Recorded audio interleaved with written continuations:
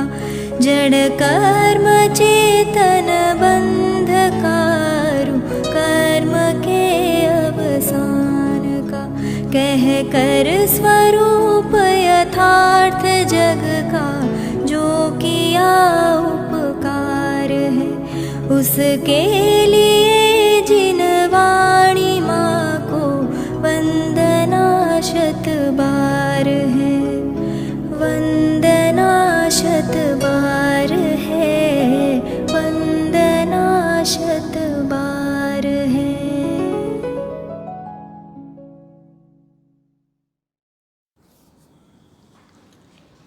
ओम नमः सदेभ्यः ओम नमः सदेभ्यः ओम नमः सदेभ्यः।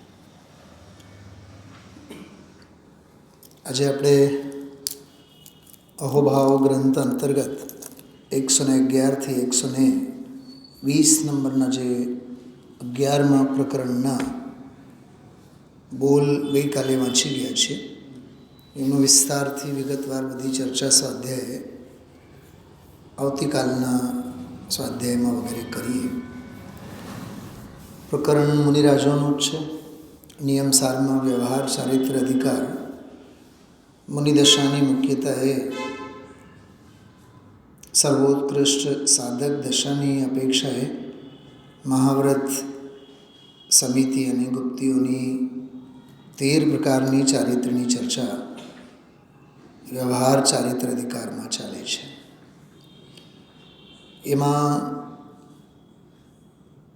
હાલમાં એટલે આજે ગઈકાલે કે આવતીકાલે સમિતિ સંબંધીનો આખો પ્રકરણ છે. મુનિચર્યામાં 28 મૂળ ગુણોમાં 5 સમિતિઓનો એક પ્રકરણ આવે છે. આજે અત્યારે આપણે 61, 62, 63, 64 આ બધી ગાથાઓમાં અને જે તે સમિતિના વિસ્તારમાં એના એ પ્રકરણના પોષણમાં એની ટીકા અને મીમાંસા કરતા પદમ પ્રમલધારી દેવે અન્ય ગ્રંથોમાંથી પણ રેફરન્સ કોટેશન્સ બધા આપેલા છે. પોતે મૌલિક શ્લોકોની પણ રચના કરી જ છે. એક સમુચ્ચય સ્વાધ્યાય આ 5 સમિતિ ઉપર કરવાનું મન 2-3 દિવસથી થયા રાખે છે. આજે વિચાર આવે કે આજે એની આપણે ચર્ચા લઈએ. મુનિચર્યાનું જીવન છે. મુનિ જીવન અંતર્બાહ્ય શુદ્ધ અને પુરુષાર્થવંત જીવન.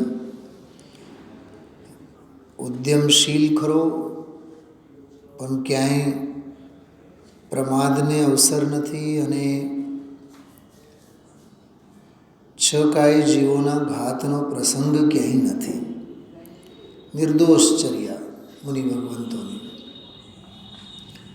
તો જુઓ આ 61મી ગાથા છે. અહીંથી સમિતિઓનો પ્રકરણ શરૂ થાય છે. 2 મિનિટ એક બહુ માર્મિક વાત પહેલાં સાંભળીએ જેની ચર્ચા મેં આજ સવારના સ્વાધ્યાયમાં કરી હતી. બહુ વિસ્તારથી કરી હતી. એમાં તો કમસે કમ અડધી કલાક એની ચર્ચા આપણે કરી હતી. આમ જુઓ તો ભેદ જ્ઞાનને વિતરાગતા કે આત્મ કલ્યાણ, આત્મભાવના, આત્માનુભૂતિ, વિતરાગ ભાવ સિવાયના જેટલા જે બધા ભાવો છે એમને પાપ કહેવામાં આવે છે. સ્વરૂપ સિવાયની જેટલી જે પ્રવૃત્તિ છે એ બધી પાપની પ્રવૃત્તિ છે. કોઈ જગ જાહેર પાપમાં હોય ન પણ હોય, પણ જે સ્વરૂપથી પતન કરે તે પાપ. પછી ગમે તે હોય, એ અશુભ રૂપ હોય કે શુભ રૂપ હોય, સ્વરૂપમાંથી જીવને પતન કરનારું કાર્ય પાપ કહેવાય છે. ભલે ને વિષય ભોગો પાપરૂપ વિષય ભોગો હોય કે પુણ્યરૂપ વિષય ભોગો હોય, રાગ રંગને સાંભળવાના ભાવ હોય કે ભગવાનની વાણીને સાંભળવાના ભાવ હોય. 56-56ની હોય તો આ વાત સમજાય. લક્ષ્ય તો પર તરફ જ છે ને, સ્વરૂપમાંથી તો છૂટેલું છે ને, એટલે પાપમાં જ આવે. તો એક તો મૂળ વાત એ. છતાં શાસ્ત્રોમાં હિંસા, જૂઠું, ચોરી, કુશીલ, પરિગ્રહ 5 પાપ ગણતરીના સમજાવવામાં આવેલા છે. પુરુષાર્થ શુદ્ધિભાઈમાં એક બહુ જોરદાર ગાથા છે કે હિંસા, જૂઠું, ચોરી, કુશીલ, પરિગ્રહ એ તો અમે નામ લઈને ગણાવ્યા છીએ, બાકી પાપ તો અસંખ્યાત છે. અસંખ્યાત લોક પ્રમાણ પાપના પરિણામ છે. પછી એમાં ક્રોધ, માન, માયા, લોભ, રાગ, દ્વેષ, દુનિયાભરના બધા પરભાવો, પરલક્ષી ભાવોની વાત એમાં આવે. તો મુખ્યત્વે 5 પાપોની ચર્ચા: હિંસા, જૂઠું, ચોરી, કુશીલ અને પરિગ્રહ. હવે એ 5 પાપોથી નિવૃત્તિરૂપ, છૂટવારૂપ સંયમના જે ભાવ છે એમને વ્રત કહેવામાં આવે છે. 5 વ્રત. 5 પાપ છે તો એ પાંચે પાપો કે પાપના ભાવો કે પાપના પરિણામોથી પાછા વળવારૂપ જે પ્રશસ્ત પરિણામ છે એમને 5 વ્રત કહેવામાં આવે છે. હવે સંપૂર્ણ અને સર્વથા જો છે તો એ મુનિરાજોના મહાવ્રત છે. એક દેશ છે તો શ્રાવકોના અણુવ્રતો છે. સીધી વાત. અણુવ્રતમાં અણુ શબ્દ જ બતાવે છે, હજી પ્રીમિયર સિસ્ટમમાં છે. અણુ એટલે હાફ, 75 કે 1/3, 1/4 એવી રીતે, એટલે અંશ માત્ર છે. અણુ એટલે અંશ માત્ર. સર્વદેશ એટલે સંપૂર્ણ, સ્થૂળ અને સૂક્ષ્મ. જો હિંસા, જૂઠું, ચોરી, કુશીલ, પરિગ્રહ 5 પાપોમાં 2 પ્રકાર: સ્થૂળ, સૂક્ષ્મ. સ્થૂળ, સૂક્ષ્મ. ત્રસહિંસા, સ્થાવર હિંસા. સ્થૂળ અસત્ય, સૂક્ષ્મ અસત્ય. તો સ્થૂળ અને સૂક્ષ્મ 2 પ્રકારનો ત્યાગ છે અને અભિપ્રાયની સંપૂર્ણ શુદ્ધિ છે તો એને મહાવ્રત કહેવામાં આવે છે. મૂળમાં તો એ અહિંસા વ્રત, સત્ય વ્રત, અચૌર્ય વ્રત એવી રીતે લેવાનું. પણ એ 5ના શ્રાવકોની મુખ્યતા એ છે તો એ મહાવ્રત છે. શ્રાવકોની મુખ્યતા એ છે તો એ અણુવ્રત છે, અને શ્રમણોની મુખ્યતા એ છે તો મહાવ્રત છે. ખ્યાલમાં આવ્યો? સમજો કે એક ઉદાહરણ તરીકે આપણે વાત કરીએ કે સમજો કે મારે અહીંથી લંડન જવું છે, તો સમજો કે મારી ટિકિટ છે ઇકોનોમિક ક્લાસમાં કે 75,000. ફર્સ્ટ ક્લાસમાં 4 કે 8 જ સીટ છે, પણ 3 લાખની ટિકિટ. પ્લેન તો એ નહીં છે. 4 પેસેન્જર 3 લાખ રૂપિયા ખર્ચા કરીને આગળની સીટમાં બેસે છે. ફર્સ્ટ ક્લાસ, સેકન્ડ ક્લાસ, જે પણ એને ક્લાસ હશે. અને 4 સીટ પછીની જ 5મી સીટ સમજો ને આપણી છે, જે 75,000 આપણે ખર્ચ કર્યા છે, કહેવાય ઇકોનોમિક ક્લાસ. પ્લેન તો એ નહીં છે ને. એક મિનિટ એને વહેલા અને મને મોડા એવું તો કાંઈ નહીં.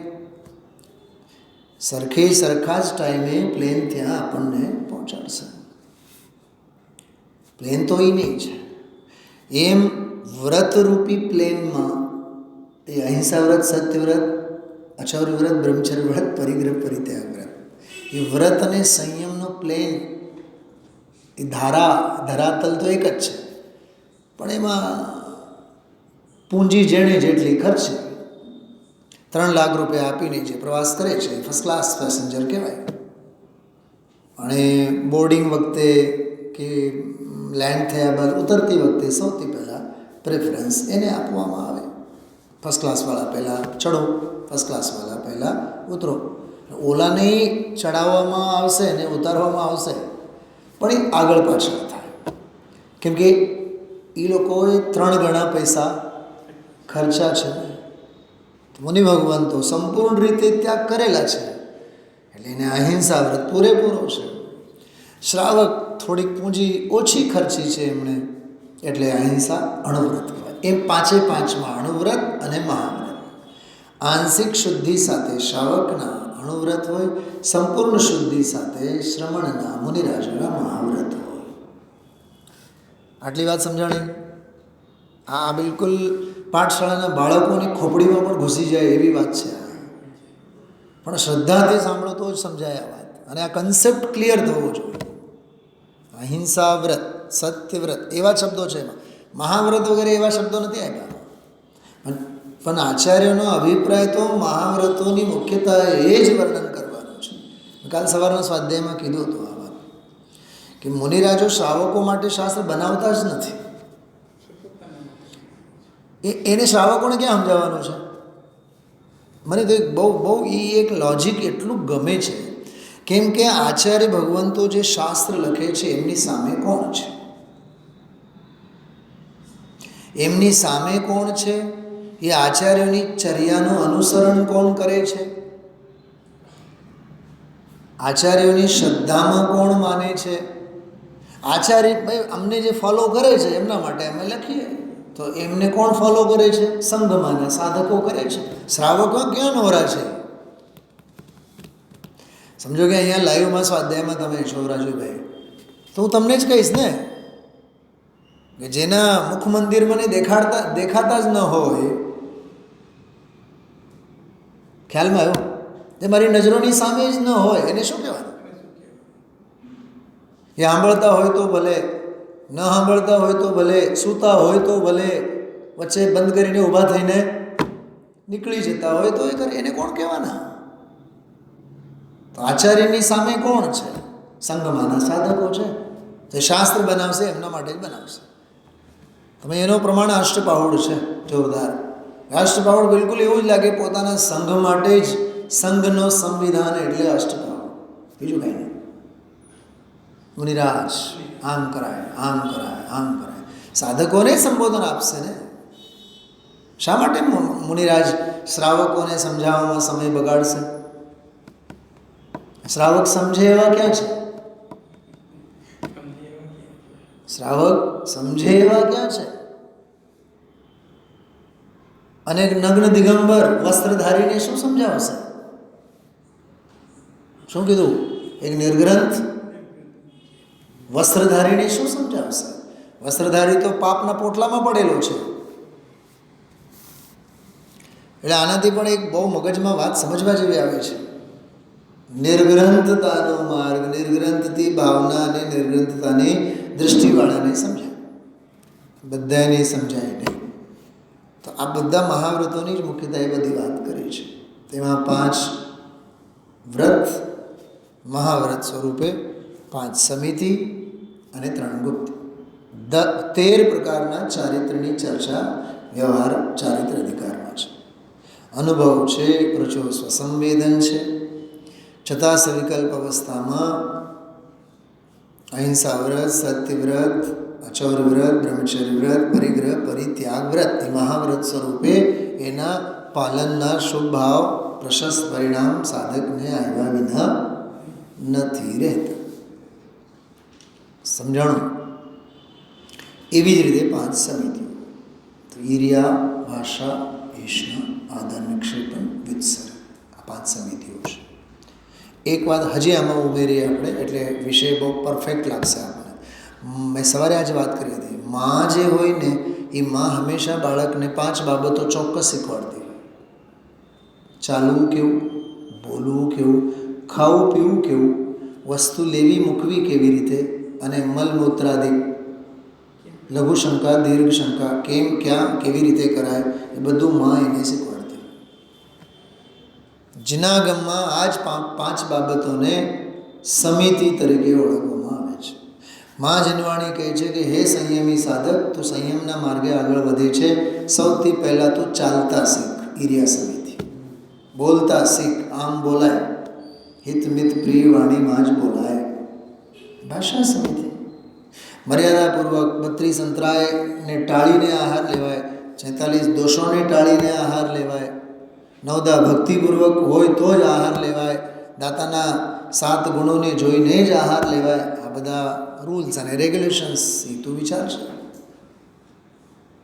એનું નામ એશના સમિતિ. ઈર્યા ભાષા એશના.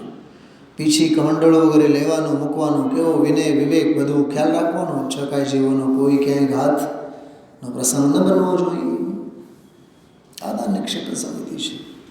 મલમૂત્રાદિક વગેરે ત્યાં કરવાનો હોય તો પ્રાસ્તુત સ્થળે જ, પ્રાસ્તુત જગ્યાએ જ. મેં એક વખત કીધું હતું બહુ પહેલાં, મલમૂત્રાદિક ક્યાં પ્રાસ્તુત છે? એ તો મહાહીની વસ્તુ છે ને, ગલીચમાં ગલીચ, મહામલીન વસ્તુ છે ને, શરીરનો મહાવિકાર છે ને. તો એ ગંદગીને પણ પ્રાસ્તુત જગ્યાએ જ મૂકવાય, જ્યાં ત્યાં મલમૂત્રાદિક ન કરાય. બોલો, પ્રાસ્તુત જગ્યાએ જ. જમીનની ભૂમિની શુદ્ધિ કરીને જ મલમૂત્રાદિક છોડ ત્યાગ કરશે. આ જનવાણી સિવાય ક્યાંય નહીં મળે આપણને. એ તો હજી કાલે અને પરમ દિવસે 2 દિવસના સ્વાધ્યાયમાં વિષય આવશે. ઉત્સર્ગ સમિતિવાળો તો બાકી છે હજુ ગુરુદેવશ્રીના વ્યાખ્યાનના ક્રમમાં. તો અત્યારે આપણે 4 સમિતિઓની ચર્ચા બધી કરી છે. તો મા જનવાણી સંયમી સાધકને 4 હાથ જોઈને ક્યાંય કોઈ જીવનો ઘાત ન થાય.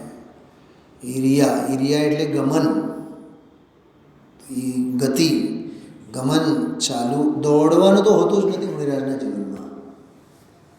ભાગવાવાળી તો એ કશાય ક્લેશની તીવ્રતા હોય તો જીવ ભાગે. હલો હલો હલો હલો મોડું થાય.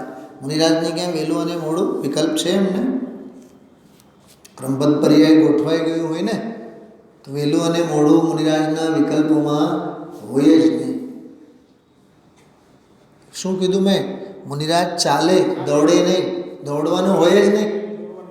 અને આપણા જીવનમાં એકલું દોડવાનું. ઓમ નહીં દોડીએ તો ઓમ દોડીએ, રેસકોર્સના 4 ચક્કર મારી આવીએ. આ જીવને ભગવાનની પ્રદક્ષિણા કરવામાં કંટાળો આવે, પણ રેસકોર્સની પ્રદક્ષિણા કરવામાં એને જરાય કંટાળો નહીં આવે. વિચાર કરો. તો ઈરિયા એટલે ગમન, ગતિ. બહુ ઘણી બધી બાબતો છે. તો એક એક સમિતિ અંગે કલાક 2 કલાક બોલી શકાય એટલું બધું મંથન આચાર્યોએ આમાં કર્યું છે.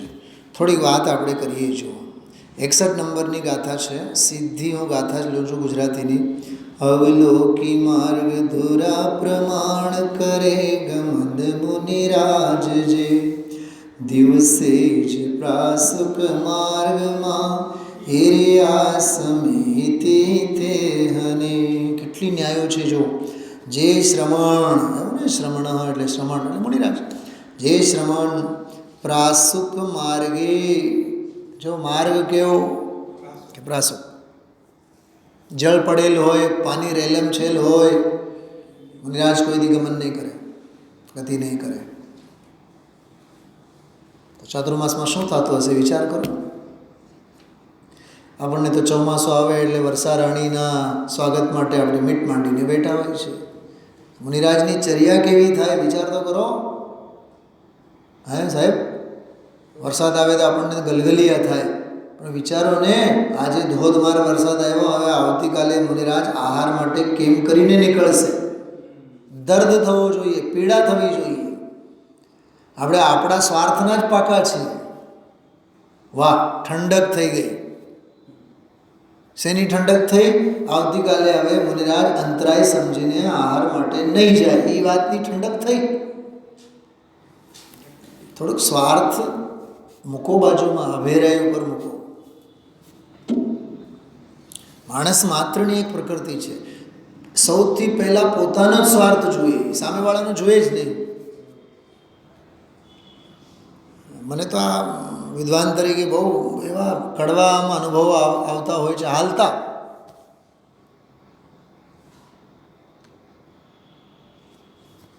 એટલે કહેવાનો અર્થ એવું છે કે અવલોકી માર્ગ ધુરા પ્રમાણ, પ્રાસુક માર્ગ. મારે તો શબ્દે શબ્દ જીવવાનું મન થાય છે. માર્ગ એટલે પદ્ધતિ, રીતિ. તમારી જીવનની રીતિ કેવી હોવી જોઈએ? પ્રાસુક. આ લગર વગર કપડાં પહેરશું આપણે? કેવું આમ કડક પ્રેસ, ડીસી કરેલા, ધોયેલા પ્રાસુક વસ્ત્રો જ ને, ક્યાંય સલ ન પડવી જોઈએ, આડું અવળું જરાય નહીં.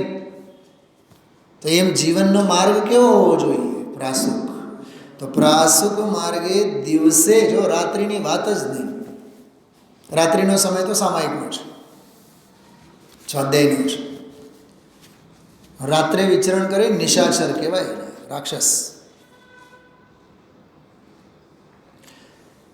પ્રાસુક માર્ગે દિવસે ધુરા પ્રમાણ આગળ જોઈને ચાલે છે તેને ઈર્યા સમિતિ હોય છે. બોલો કેટલી સિમ્પલ વ્યાખ્યા આપી ટીકામાં જુઓ.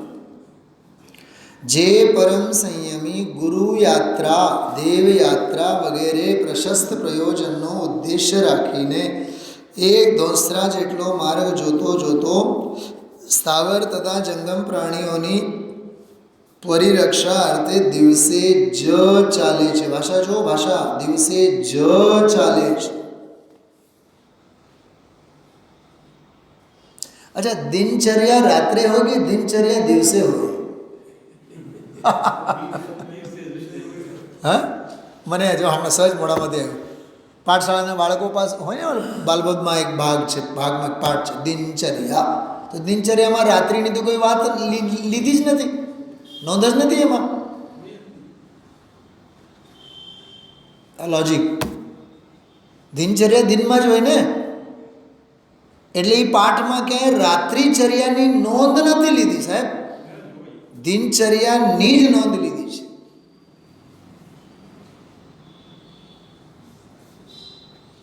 અજવાળામાં જ થાય ને ધર્મ અને આરાધના, અંધારામાં થોડુંક થાય, સીધી વાત છે. અંધારામાં તો પાપ જ થાય, ખોટા કામ જ થાય. સિમ્પલ લોજિક છે એમાં. તો દિનચર્યાવાળો પાઠ છે.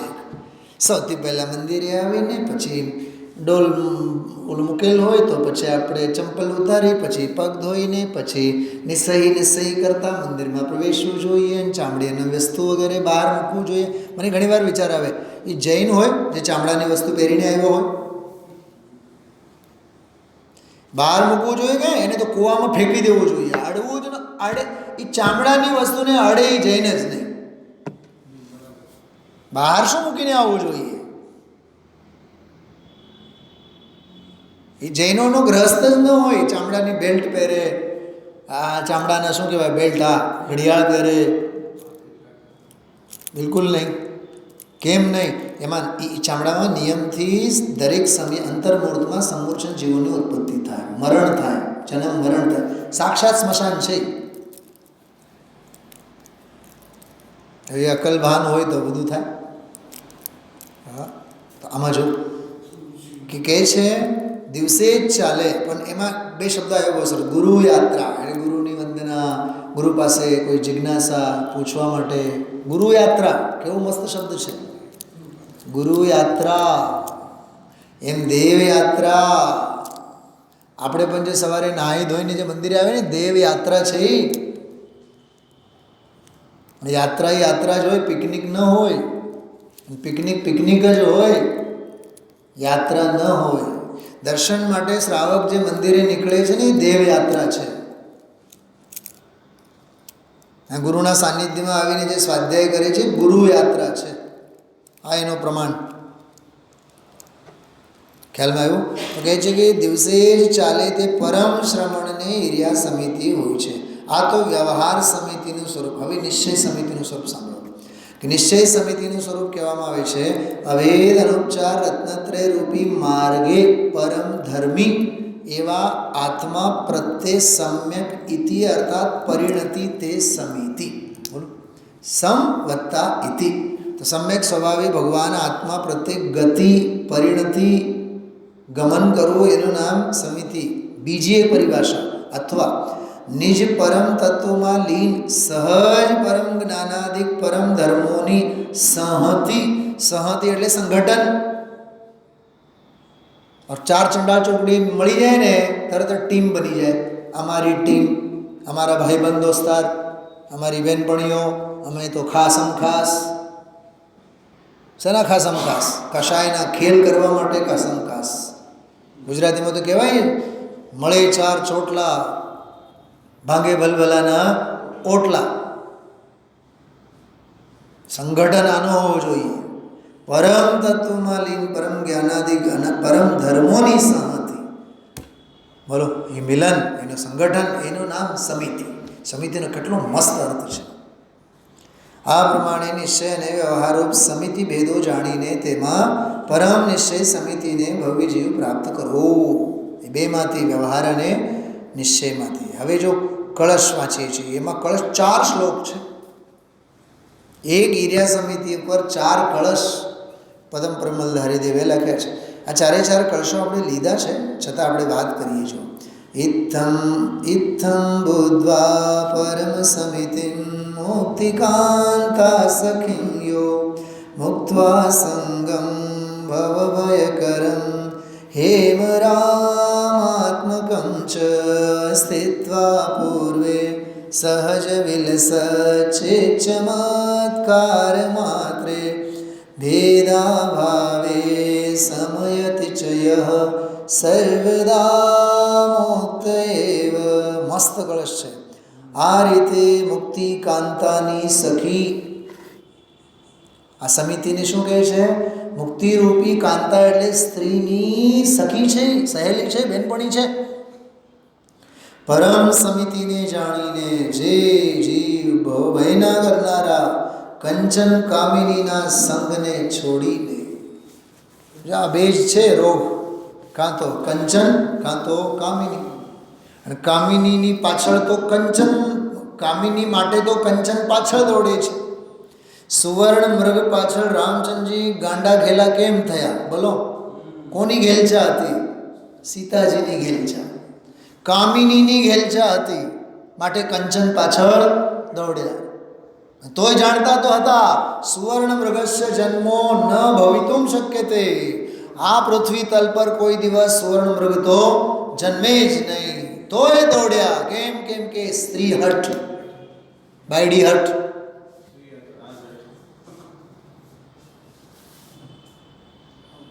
અને દુનિયાના જેટલા જે બધા પાપ થાય છે ને, કેવળ અને કેવળ જર જમીનને જોરું સ્ત્રી હઠને લીધે.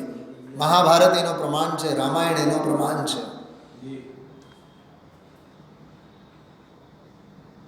અને સ્ત્રી જ્યારે જતી રહી ને જીવનમાંથી, નરસિંહ મહેતાએ કીધું કે ભલું થયું ભાંગી જંજાળ.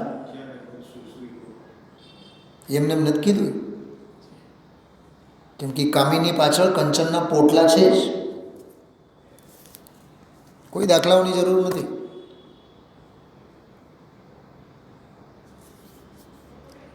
તો આમાં જો શબ્દ આપ્યા છે, કંચન કામિનીના સંગને છોડીને અપૂર્વ સહજ વિલસતા અભેદ ચૈતન્ય ચમત્કાર માત્રમાં સ્થિત રહી સમ્યક ઇતિ કરે છે, એટલે ગતિ કરે છે, અર્થાત સમ્યકપણે પરિણમે છે. તે સર્વદા મુક્ત જ છે. બોલો, સર્વદા મુક્ત જ છે. ચોથી લીટીમાં છે શબ્દ બહુ સરસ. ભેદાભાવે સમયતિ એટલે સમ્યક રૂપે ગમન કરે. ચ યહ એટલે જે સર્વદા મુક્ત એવ, એ તો મુકાયેલો જ છે. અહીંયા મુકાયેલો છે એટલે સીધી શિલા ઉપર પણ મુકાઈ જાય છે. એમ બીજો કળશ. જયતિ સમિતિ રેષા શીલ મૂલમ મુનિનામ ત્રસહતિ પરિદૂરા સ્થાવરાણામ તેવા ભવદવ પરિતાપ ક્લેશ જીમોતમાલા સકલ સુકૃત સિદ્ધ્યાનિક સંતોષદાયી. બહુ અદ્ભુત કાવ્યો છે આ. જે સમિતિ મુનિઓને શીલનું મૂળ છે. શીલ એટલે સ્વભાવ, સ્વભાવનું આચરણ. અહીંયા ચારિત્ર લખ્યું છે, પણ શીલ એટલે ચારિત્રના અર્થમાં અહીંયા લીધું છે. પણ સ્વભાવ એનું મૂળ છે, જે ત્રસ જીવોના ઘાતથી તેમજ સ્થાવર જીવોના ઘાતથી સમસ્ત પ્રકારે દૂર છે. જો બે પ્રકારના ઘાત નથી. જે ભવ દાવા નળના પરિતાપરૂપી ક્લેશને શાંત કરનારી સમસ્ત સુકૃતરૂપી ધાન્યના રાશિને પોષણ આપીને સંતોષ દેનારી મેઘમાળા. સાહેબ, વિદ્વાન એટલે શું? બતાવો. વિદ્વાન એટલે શું? જયપુર ભણીને આવ્યા એ, જેને તમે હાચવો છો એ, જે તમને વ્યાખ્યાન કરે છે એ નહીં. તમારી આત્મભાવનાને, શ્રોતાની આત્મભાવનાને જે મેઘમાળાની જેમ પોષે, એનું નામ વિદ્વાન છે. ઘરે ઓલી વાસણ ઉટકવાવાળી આવે છે ને ભાઈ, પોતું કરવા માટે આવે છે ને ભાઈ, 500 ને 600 ને 800 1000 જે પણ પગાર દેતા હો મહિનાના, બરાબર, એક દિવસ નહીં આવે, મહારાણીને પોતું કરવું પડે. 2 દિવસ ન આવે, વાસણ ઉટકાવવા પડે. બોલો, તો એ શું કરે છે? એ તમારી સુવિધાને પોષે છે, તમારી સાતાને પોષે છે. એટલે એને આમ રાખવું પડે. ઘરના વરને મોટેથી બોલીને તતડાવી દે, પણ ઓલી કામવાળી માસીને નહીં, એને કંઈ કહેવાતું હોય, કેમ કે સાતા અને સુવિધાને પોહે છે ને, પોષે છે ને. મેઘમાળાની વાત કરું છું. અરે જે તારી આત્મભાવનાને પોષે, જે તારી સંયમની ભાવનાને પોષે, જે તારા આત્મકલ્યાણના ભાવનાના સંસ્કારોને દ્રઢ કરે, એના જેવો કલ્પવૃક્ષ વિશ્વમાં બીજું કોઈ નથી. પણ આપણે માનીએ તો,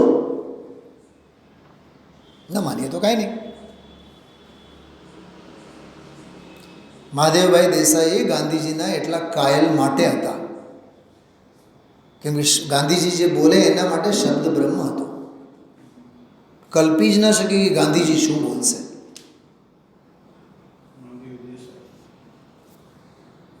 ગુરુ પ્રત્યે વિનયની ભાવના અને સમર્પણતા બહુ મોટી વસ્તુ છે. એમને વિદ્યા અર્જિત થતી નથી હોતી. તો એ આ બહુ સરસ વાત છે. જો મેઘમાળા સમાન છે એવી સમિતિ. 83 નંબરનો શ્લોક જો. અહીં એ નક્કી છે કે આ જન્મારણવમાં એટલે ભવસાગરમાં સમિતિ રહિત કામ રોગાતુર ઈચ્છારૂપી રોગથી પીડિત જનોનો જન્મ થાય છે. તેથી હે મુનિ, તું તારા મનરૂપી ઘરમાં સુમુક્તિરૂપી સુંદર સ્ત્રી માટે નિવાસ ગ્રહ રાખ, અર્થાત તું મુક્તિનું ચિંતન કર. 83 નંબરનો શ્લોક. ચોથો જો. નિશ્ચય રૂપમ સમિતિ સૂતે યદિ મુક્તિ ભાગ ભવે મોક્ષ વતન ચ લભતે પાયા સંસાર માર્ણવે ભ્રમતી. જો જીવ નિશ્ચય રૂપ સમિતિને ઉત્પન્ન કરે તો તે મુક્તિને પામે, મોક્ષ રૂપે થાય. પરંતુ સમિતિના નાશથી, વાહ,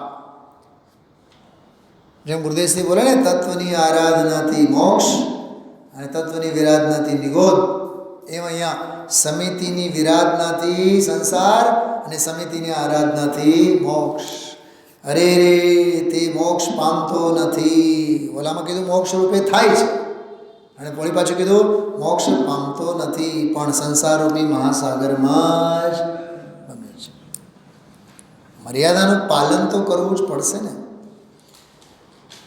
જો હવે બીજી સમિતિ ભાષા સમિતિ. નિજ સ્તવન પર નિંદા પિશુનતા હાસ્ય કર કશ વચન ને છોડી સપરહિત જે વદે ભાષા સમિતિ તે હને.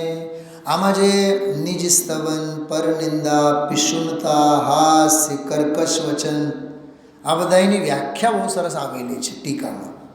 ચાડીખોર માણસના મુખમાંથી નીકળેલા અને રાજાના કાનની નિકટ પહોંચેલા કોઈ એક પુરુષ, કોઈ એક કુટુંબ કે કોઈ એક ગામને મહાવિપત્તિના કારણભૂત એવા વચનો તે પૈશુન્ય છે.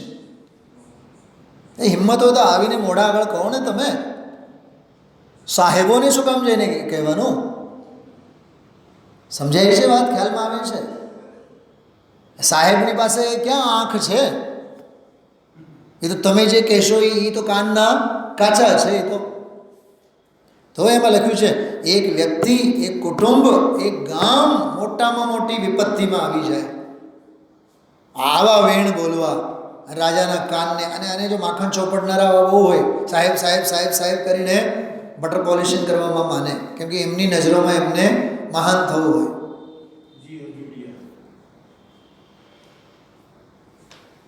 સમાજમાં આવા ઘણા છે, ઘણા મળશે તમને. એક શોધો 10 મળશે.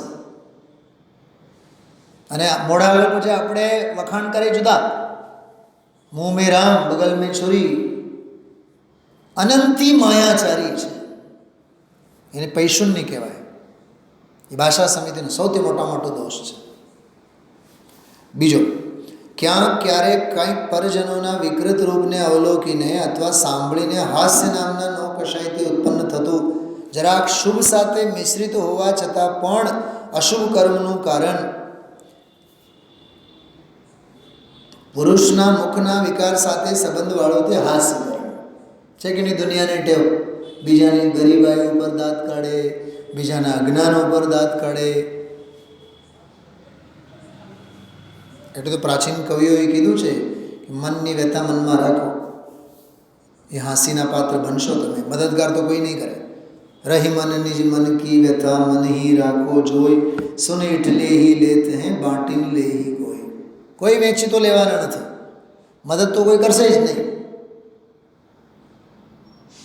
કેટલી માર્મિક વાત છે.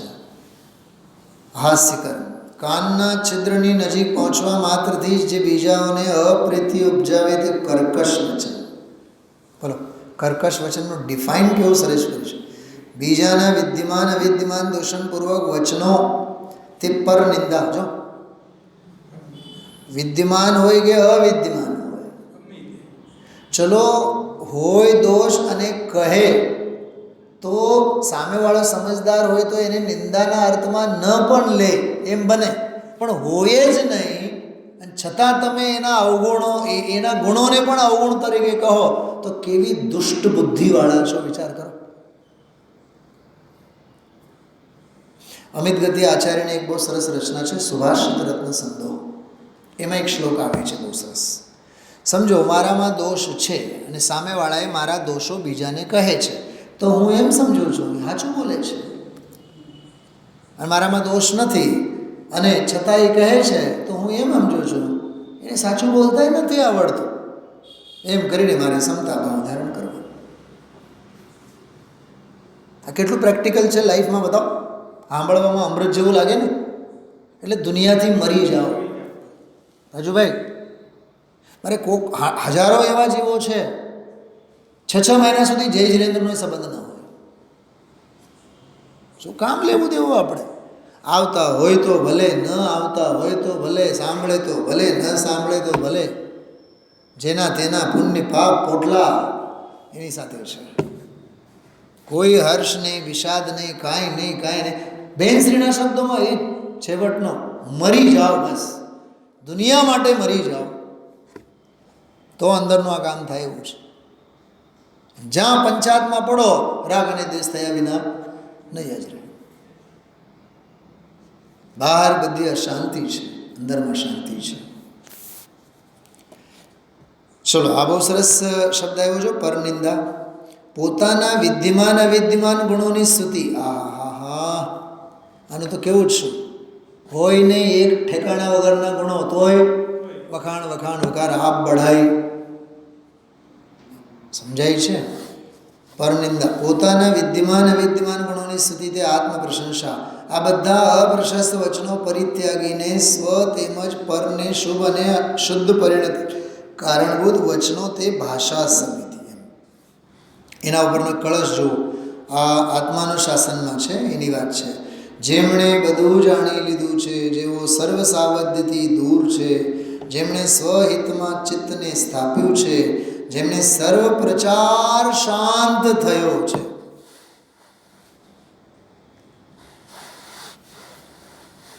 હું અહીંયા વક્તા તરીકે રહું છું, દિવસમાં 1, 2, 3 તો સલાહ તો મારી પાસે આવતી જ હોય સાહેબ. કેવી? તમે આમ બોલજો, તમે આમ કહેજો.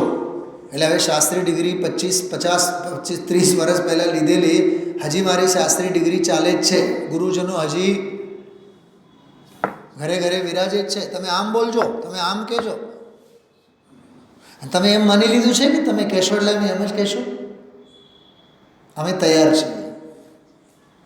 આ 2 કાન ઈશ્વરે શા માટે આપી છે? ઈશ્વર એટલે નામકરણ. શું વિરેનભાઈ? આ એક કાન સાંભળવા માટે અને બીજું કાન કાઢી નાખવા માટે. અમે નહીં લેશું તમારે. અમે જીન વચનોને કાને લેશું કે જન વચનોને કાને લેશું? અમે રામની વાતો સાંભળશું કે ગામની વાતો સાંભળશું?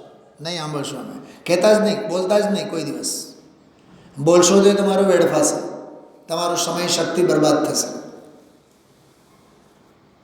નો reply is a best reply. સાહેબ, મને બહારની ગરમી એટલી નથી લાગતી, પણ ઘણા જીવોના સંકલ્પ વિકલ્પોની ગરમી અને ઝાડ બહુ લાગે મને. કેમ કે ઝાડ ઉડતી ઉડતી આપણી પાસે જ આવે. હમણાં આશાનિકા આવશે ને તો રોજ 4 જણાની સલાહ આવશે, આજે આ બોલજો, તમે આજે આ બોલજો. શું લેવું દેવું ભાઈ? હા, જેમને સર્વ પ્રચાર શાંત થયો છે. આ મસ્ત ડાયલોગ છે. આ સર્વ પ્રચાર શાંત થયો છે, કોઈ વિસ્તાર નહીં. જો પ્રચારનો અર્થ નીચે શું કર્યું છે? વહીવટ, કામ માથે લેવું તે, આરંભ, બાહ્ય પ્રવૃત્તિ. વીરેનભાઈ, આમાંથી કોઈ એકાદ ઓછો થયું છે? વહીવટ, કામ માથે લેવું તે, આરંભ, બાહ્ય વૃત્તિ. પ્રચાર ક્યાં શાંત થયું છે? પ્રચાર તો આપણો ચાલે જ છે. સંકલ્પ વિકલ્પોનો વ્યાપાર બધો. જેમની ભાષા સ્વપરને સફળ હિતરૂપ છે, જેઓ સર્વ સંકલ્પ રહિત છે, તે વિમુક્ત પુરુષો આ લોકમાં વિમુક્તિનું ભાજન કેમ ન હોય? અર્થાત આવા મુનિજનો અવશ્ય મોક્ષના પાત્ર છે. કેટલું સરસ! હવે મુનિરાજનો શ્લોક પદ્મબ્રહ્મલદારી દેવનો એ આજે આવ્યું હતું. જોવા પરબ્રહ્મણ્યનુષ્ઠાન નિરતાનામ મનુષ્યિણામ અંતરૈરપ્યલમ જલ્પે બહિર્જલ્પૈશ્ય કિમ પુનઃ. આજનો આ કળશ શરૂઆતનો પરબ્રહ્મના અનુષ્ઠાનમાં નિરત એટલે આચરણમાં લીન એવા ડાયા પુરુષોને મુનિજનોને અંતરજલ્પથી પણ બસ થાવ. અંતરજલ્પ એટલે અંદરના બોલવાના ભાવ, વિકલ્પરૂપ અંતરંગ ઉત્થાન. હું આમ કરું, હું આમ કહું, એ જે અંદરમાં જે ચળ ઉપડે ને એ અંતરજલ્પ છે. એ અંદરના ઘા છે, હજી રૂઝાણા નથી. બહિર્જલ્પ એટલે ભાષા બોલવાની, તો વાત જ શીખ. શું કીધું? અંતરજલ્પ પણ શાંત થાવ, બસ થાવ, તો બહિર્જલ્પની તો વાત જ શીખ.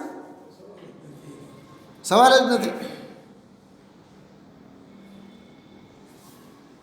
છે ને ગજબની વાત? બહિર્જલ્પે છોડો અને અંતરજલ્પે છોડો. કે છે ને અદ્ભુત વાત બધી. હા, એ આજે બહુ સરસ ગુરુદેવ અડધી કલાક આના ઉપર ચર્ચા કરી છે. જો હવે આ એશના સમિતિ આહાર સંબંધી અનુમનન કૃતકારિત વિહીન પ્રશસ્ત પ્રાસુક અશનને પરદત્તને મુનિ જે ગ્રહે એષણ સમિતિ તે હરે. પર વડે દેવામાં આવેલું કૃતકારી અનુમોદન રહિત પ્રાસુક અને પ્રશસ્ત ભોજન કરવારૂપ જે સમ્યક આહાર ગ્રહણ એશના સમિતિ છે. કૃતકારી અનુમોદનનો કોઈ દોષ જેમાં નથી. પ્રશસ્ત ભોજન. હવે પ્રશસ્તનો અર્થ જો ફૂદડી દેખાણો, એમાં પ્રશસ્ત શબ્દ પાસે ફૂદડી છે, જોની છે. સારું, શાસ્ત્રમાં પ્રશંસેલું, જે વ્યવહારે પ્રમાદ આદિનું કે રોગાદિકનું નિમિત્ત ન હોય એવું. એટલે મુનિરાજના દેહને પીડા ન પહોંચાડે, હાનિ ન પહોંચાડે, એનું નામ પ્રશસ્ત. યાદ રાખજો, પ્રશસ્તની વ્યાખ્યા બહુ જોરદાર છે. એટલે બાધા નહીં પહોંચાડે, સાઈડ ઇફેક્ટ નહીં કરે, 6 કાય જીવોની હિંસા આદિનો પ્રસંગ જેમાં ન બને, એનું નામ પ્રશસ્ત. મને તો આ બહુ આનંદ આવ્યો આજ સવારે, આ વ્યાખ્યા ઉપર જ આનંદ આવ્યો. આને પ્રશસ્ત કહેવાય. આ જૈન દર્શન છે, આ જૈન વચનો છે. મન વચન અને કાયામાંના પ્રત્યેકને કૃતકારિત અને અનુમોદના સહિત ગણીને તેમના 9 ભેદો થાય. તેમનાથી સંયુક્ત અન્ન 9 કોટીએ વિશુદ્ધ નથી એવું કહ્યું છે. અતિ પ્રશસ્ત એટલે મનોહર, હરિત, કાયમય સૂક્ષ્મ પ્રાણીઓના સંચારને અગોચર તે પ્રાસુક. ગુરુદેવશ્રી ઓલો ગુવારનો દાખલો આપ્યો હતો. આજે ગુવાર ફલી હોય એની એક કટકી પણ જો લોટમાં આવી જાય, રોટલી બને, મુનિરાજની પરસવામાં આવે, મુનિરાજ અંતરાય સમજીને મૂકીને વયા જશે. કેમ કે મિથ્યાત્વનો અંશ પણ ગુરુ છે. આપણા જીવનમાં કેવું હાલશે હાલશે શું હાલશે? ચાલે એટલું તો ચાલે. એ ચાલે કરતાં કરતાં કરતાં કરતાં દોડતા વાર નહીં લાગે. સમજાય છે? તમે જોજો ઘર પરિવારમાં જેટલી જે આરંભિક ક્રિયાઓ થાય છે, નહીં એટલું તો ચાલશે, એટલું તો ચાલે. હા વિરેનભાઈ, તમારી લાઈનમાં કરોડોના ગફલા તો ન થાય, 1000-2000 તો થઈ જાય ને, વાંધો નહીં ને એમાં. એટલો તો ભ્રષ્ટાચાર હાલે ને. બોલો સાહેબ, બહિર્જલ અને અંતર્જલ હમણાં જ વાંચી ગયા આપણે. બહાર બોલવાની વાત તો જવા દે, પણ અંદરમાં એ અંગે વિચારે ના આવવા જોઈએ. ચાલે કેમ? નિર્દોષ એટલે નિર્દોષ, નખ શિક શુદ્ધ, આવો આ માર્ગ છે. પ્રાસુક અન્ન એમ શાસ્ત્રમાં કહ્યું છે. પ્રતિગ્રહ ઉચ્ચ સ્થાન. જો બધા નવદા ભક્તિ પ્રતિગ્રહ એટલે જો પ્રતિગ્રહનો અર્થ નીચે છે. આહાર પાણી શુદ્ધ છે, તિષ્ઠ તિષ્ઠ તિષ્ઠ, ઊભા રહો ઊભા રહો ઊભા રહો એમ કહીને આહાર ગ્રહણની વિનંતી કરવી, તે એનું નામ પ્રતિગ્રહ.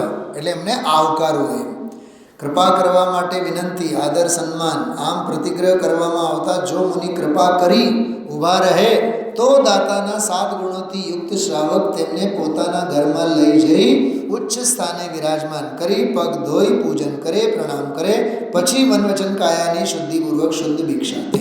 બોલો, ધરાર ધરાર તો ઊભા નહીં રહે. એ પ્રતિગ્રહમાં એ છે સાહેબ. ઘણા લોકોની ટેવ કેવી હોય ખબર? સામેવાળા પાસે ટાઈમ જ ન હોય, પણ ઘણા એવા હોશિયાર હોય, પકડી પકડીને વાતો કરે. મારી વાત તો સાંભળો.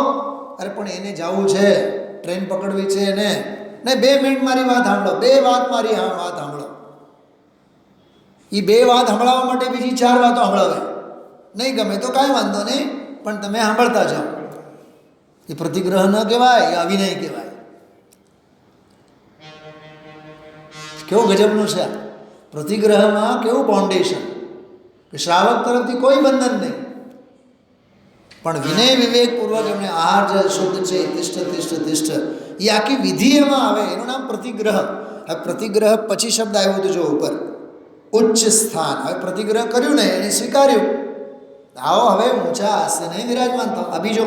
પછી કે પાદ પ્રક્ષાલન, ચરણ પ્રક્ષાલન કરે 3, પછી અર્ચન, એમને અર્ચના કરે 4, પછી પ્રણામ એ 5, અને યોગ શુદ્ધિ 5, અને આ 3 એટલે મન શુદ્ધિ, વચન શુદ્ધિ, કાય શુદ્ધિ 8 થયા, અને ભિક્ષા શુદ્ધિ, આહાર શુદ્ધિ. કેટલા થયા? 9. આ નવદા ભક્તિ છે. પહેલા મને બતાવો, કોઈ દી આ વાત સાંભળેલી છે?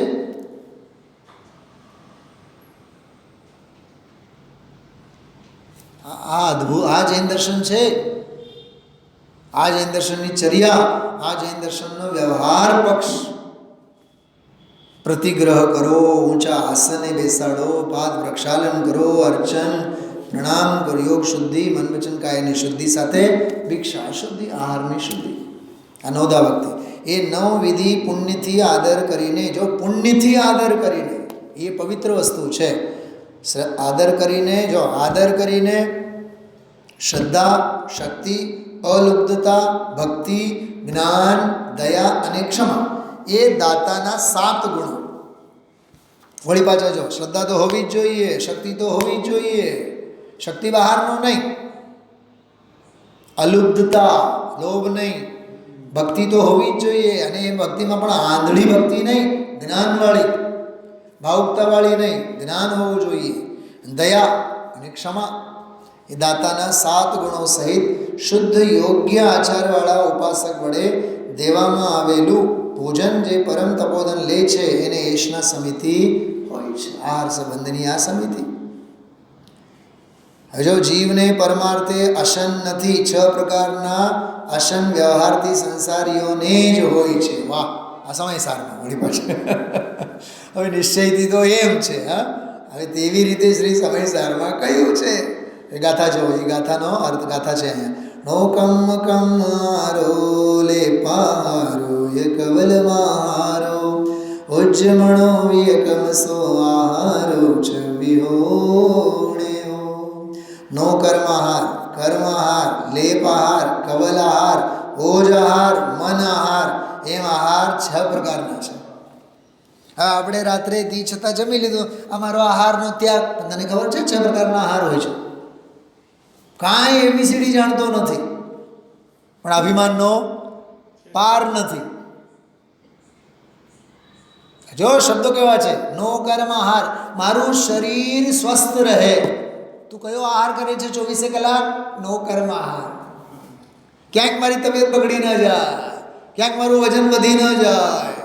રોજ યોગા કરે, જીમમાં જઈને રખડ કરે, હાથમાં જીનવાણી ન લે, પણ ઓલા ડમ્બલ્સ શું કહેવાય વજનવાળા મુદગર બોડી બનાવે, એમાં જઈને વિચાર તો કરો. નો કર્મહાર, કર્મહાર પુણ્યનો ઉદય છકી જાય, એમાં પાપનો ઉદય સાવ જમીન દોસ્ત થઈ જાય. દુખી ઈ નો કર્મહારમાં છે. એમ લેપાહાર, અલેપાહાર. હા, કેવું છે આમ 70, 80, 90 વર્ષની ઉંમર થઈ જાય એટલે ઓલી વિક્સની ડબ્બી તો ખિસ્સામાં જ હોય. સાહેબ, અમૃતાંજન શું કહેવાય એને? એ અમૃતાંજન છે કે ઝેરાનંદ છે? ચાલે રાખે, બસ સ્ટેન્ડે ઊભા હોય તોય ચાલુ જ, માથું દુખે છે. લેપાહાર છે. બાબુભાઈ મહેતા બીમાર હતા. ગજાબેનજી અમારા ગુરુ ગયા હતા એમના ખબર અંતર કાઢવા જયપુર. રાતનો સમય, સાંજનો સમય બેઠા હતા. એ તો બ્રહ્મચારી જેવો જીવ, બ્રહ્મચારી જીવ એટલે દૂર બેઠા. પંડિતજી, તમારી તબિયત બરાબર નથી લાગતી, પરસેવો બહુ જ છૂટેલો છે, કંઈક તમે અમૃતાંજન અમારે ચોપડો. પંડિતજીએ કીધું, બાબુભાઈ મહેતાએ, તમે થઈને મને અમૃતાંજન ચોપડવાની વાત કરો છો, વિક્સની વાત કરો છો? 40 વર્ષ થઈ ગયા મારો લેપાહારનો ત્યાગ છે. આ પંચમકાળના જીવોને રાત્રિ ભોજનનો આહારવાળી વાત મગજમાં નથી બેસતી. આ જો તો ખરા તમે 6 પ્રકારના આહાર. એટલે એક સદગ્રહસ્થને તો દવા અંગે આદિકના પણ નિયમ હોય. સૂર્યાસ્ત થતાં પહેલાં જ જે કાંઈ હશે એ લઈ લેશું. આ બધું જો સંયમની સાધના છે. કવલાહાર, કોળીઓ, ઓજ આહાર, એમાં પંખીનો દાખલો આપ્યો છે બહુ સરસ. અને મન આહાર, મનોહાર તો ચાલુ જ હોય. 6 પ્રકારના આહાર. અશુદ્ધ જીવોના વિભાવ ધર્મ વિશે વ્યવહારનું આ અવતરણ કરેલી ગાથામાં ઉદાહરણ છે. એમ કરીને એની વાત કરી. પછી પ્રવચન સારની એક વાત આવી, જો જેનો આત્મા એશના રહિત છે, અર્થાત જે અંશન સ્વભાવી આત્માને જાણતો હોવાને લીધે સ્વભાવથી આહારની ઈચ્છા રહિત છે, તેને પણ તે તપ છે. તેને પ્રાપ્ત કરવા માટે પ્રયત્ન કરનારા એવા જે શ્રમણો, તેમને અન્ય ભિક્ષા એશના વિના હોય છે, તેથી તે શ્રમણો અનાહારી છે. જેણે અધ્યાત્મના સારનો નિશ્ચય કર્યો છે, 225મો કળશ આત્માનું શાસનમાં એનો અનુવાદ છે. જેણે અધ્યાત્મના સારનો નિશ્ચય કર્યો છે, જે અત્યંત યમ નિયમ સહિત છે, જેનો આત્મા બહારથી અને અંદરથી શાંત થયો છે, જેને સમાધિ પરિણમી છે, જેને સર્વ જીવો પ્રત્યે અનુકંપા છે, જે વિહિત શાસ્ત્ર મુજબ હિતમિત ભોજન કરનાર છે, જેણે નિદ્રાનો નાશ કર્યો છે, તે મુનિ ક્લેશ જાળને સમૂળગી બાળી નાખે છે. અને છેલ્લો કળશ જો, એનો અર્થ ભક્તના હસ્તાગ્રથી એટલે હાથની આંગળીઓથી દેવામાં આવેલું ભોજન લઈને પૂર્ણ જ્ઞાન પ્રકાશવાળા આત્માનું ધ્યાન કરીને એ રીતે સત્તપને તપીને તે સત્તપસ્વી દૈદીપ્યમાન મુક્તિ વરાંગનાને પ્રાપ્ત કરે છે. મેં આમાં 3 શબ્દો છૂટેલા હતા, બહુ જોરદાર. ભુક્ત્વા ભક્તમ. ભક્તમ એટલે શ્રાવકો દ્વારા આપવામાં આવેલું અન્ન. ભુક્ત્વા એટલે આરોગીને. આત્માનમ ધ્યાત્વા બીજું ક્રિયાપદ, આત્માનું ધ્યાન કરીને. ભુક્ત્વા પછી શું? હુઈ નહીં જવાનું. ભુક્ત્વા પછી ધ્યાત્વા, આત્માનું ધ્યાન કરવાનું. અને ધ્યાન કર્યા બાદ પછી શું કરવાનું? ધ્યાન કરતા કરતા તપવા, તપવાના. કેવું સરસ છે. તપ્ત્વા ચૈવમ સત્તપઃ સત્તપસી. એ સત્તપસ્વી એને કહેવાય. એ સમ્યક તપને તપે, એના પહેલાં આત્માનું ધ્યાન કરે અને એના પહેલાં શ્રાવકને ત્યાં જઈને આહાર લઈને આવ્યો છે. ભુક્ત્વા ધ્યાત્વા તપ્ત્વા, અને એનું ફળ આવશે પ્રાપ્નોતિ. ચોથી લીટી જુઓ, એ પ્રાપ્ત કરે છે. આ બધું બહુ ગજબની બ્યુટી દરેક શ્લોકોમાં આમાં સુંદરતા ભરેલી છે. હવે આ આદાન નિક્ષેપની સમિતિ જુઓ. શાસ્ત્રાદિગ્રહતા મુક્તા મુનિના પ્રયત પરિણામને આદાન નિક્ષેપણ સમિતિ કહેલ છે આગમ વિશે. શું કહેવા માગે છો? આ અપરત સંયમીઓને સંયમ જ્ઞાનાદિકના ઉપકરણો લેતી મુક્તિ વખતે ઉત્પન્ન થતી સમિતિનો પ્રકાર કયો. ઉપેક્ષા સંયમીઓને પુસ્તક કમંડળ વગેરે હોતા નથી. તે પરમ જિન્મુનિઓ એકાંતે નિષ્પૃહ હોય છે. તેથી જ તેઓ બાહ્ય ઉપકરણ રહિત હોય છે. અભ્યંતર ઉપકરણભૂત નિજ પરમ તત્વને પ્રકાશવામાં ચતુર એવું જે નિરુપાધિ સ્વરૂપ સહજ જ્ઞાન, તેના સિવાય બીજું કાંઈ તેમને ઉપાદેય નથી. અપરત સંયમધરોને પરમાગમના અર્થનું ફરીને પ્રત્યવિજ્ઞાન થવામાં કારણભૂત એવું પુસ્તક. જો શાસ્ત્ર કોને કહેવાય કે પરમાગમના અર્થનું ફરીને પ્રત્યવિજ્ઞાન વારંવાર થવામાં કારણભૂત એવું પુસ્તક એટલે જનવાણી, તે જ્ઞાનનું ઉપકરણ છે. શૌચનું ઉપકરણ કાય વિશુદ્ધિના હેતુભૂત કમંડળ છે. સંયમનું ઉપકરણ હેતુ પીંછી છે. આ ઉપકરણોને લેતી મુક્તિ વખતે ઉદ્ભવતી પ્રયત્ન પરિણામરૂપ વિશુદ્ધિ તે આદાન નિક્ષેપન સમિતિ છે. એવું આ આદાન નિક્ષેપન સમિતિની વાત. એના ઉપરના પણ કળશો, સરસ મજાનો કળશ આવેલો છે. એ કળશની વાત આપણે ન કરીએ. આમાં વ્યુત્સર્ગ સમિતિવાળો જો. જે ભૂમિ પ્રાસુક ગૂઢને ઉપરોધ જ્યાં પરનો નહીં, મળ ત્યાગ ત્યાં કરનારને સમિતિ પ્રતિષ્ઠાપન તણી. જો જે ભૂમિ પ્રાસુક ગૂઢ હોવી જોઈએ, બીજાની નજરમાં ન હોવી જોઈએ, જાહેરમાં ન હોવી જોઈએ, અને ઉપરોધ જ્યાં પરનો નહીં, પરનો કોઈ ત્યાં અંતરાય નહીં, મળ ત્યાગ ત્યાં કરનારને, ત્યાં મળનો ત્યાગ કરે તે પ્રતિષ્ઠાપન સમિતિ. આ બહુ સરસ. આની બધી ચર્ચા આવતીકાલે ગુરુદેવશ્રીના સ્વાધ્યાયમાં આવશે. એના ઉપરના કળશો પણ છે અને એની બધી સરસ મજાની ચર્ચા. ઓવરઓલ આપણે આ 5 સમિતિઓ સંબંધીની ચર્ચા કરી છે. ખરેખર તો આ 5 સમિતિ માતા સમાન છે. જેમ બાળકને પોષણ આપે ને એમાં સમિતિઓ બધી મર્યાદા, સમિતિ એટલે મર્યાદા, સરળ શબ્દોમાં કહીએ તો આ બધી મર્યાદાઓ છે, લક્ષ્મણ રેખાઓ છે જે સાધકના સંયમને પરમ સુરક્ષિત રાખે છે, સાચવી રાખે છે, પોષે છે.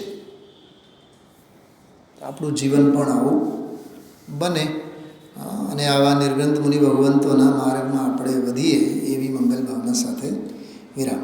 ઓમ નમઃ સિદ્ધેભ્ય.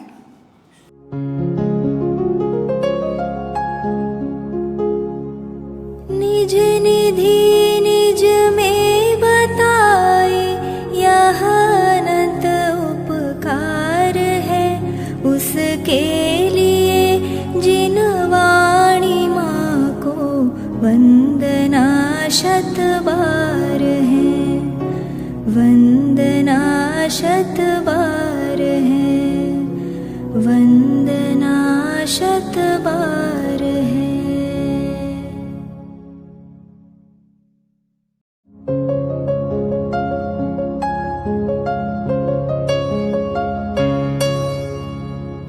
जिनवाणी भारती तो ही जपो दिन रैन, जो तेरी शरणा गहे सो पावे सुख चैन. जावाणी के ज्ञान ते सूझे लोकालोक, सोवाणी मस्तक नवो सदा देत हो ढो.